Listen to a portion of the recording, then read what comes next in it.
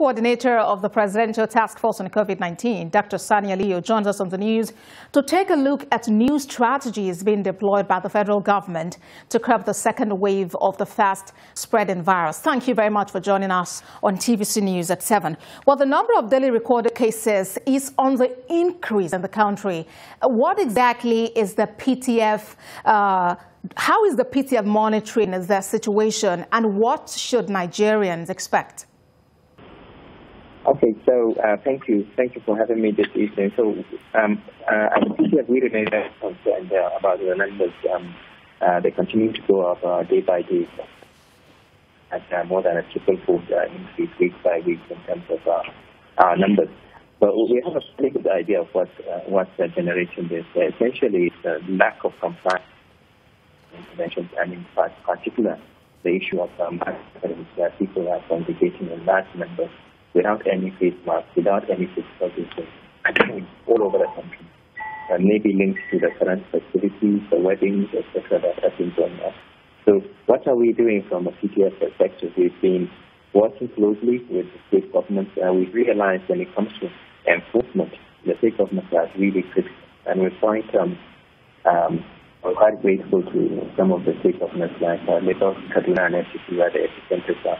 They've already started implementing some of the measures we have spelled out both last week and today, this evening, at our first briefing. And these measures are nothing different to what we've done in the past. In the past, we've had a steady increase in figures, and we have worked with the general public and also with traditional rulers, religious leaders, and leaders within the community to enforce some of these measures. But Nigerians also need to realize that there's really not much choice here. Where between the issue is whether should we lock down or should we institute measures that people will comply with 100%. And I'm sure most of us wouldn't want to have another lockdown. If we have a lockdown, it will really impact negatively on our economy. So the only other option we have is to follow these non-pharmaceutical interventions. They may be inconvenient, but they're nothing compared to people being locked down completely.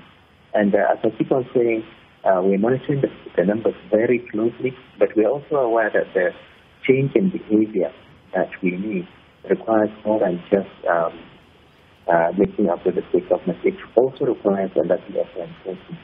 And what we'll be doing, working with the state government, is to identify, let's say, shop owners, identify leaders within government offices and private offices as well, and put that responsibility to them.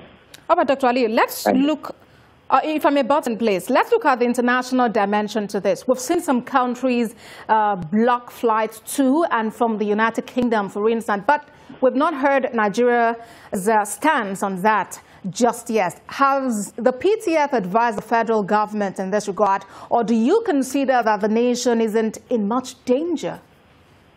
So first of all, a number of things. I think you've just missed our first briefing. We've just finished, and we've outlined what we intend to do with regards to not only the UK but also South Africa.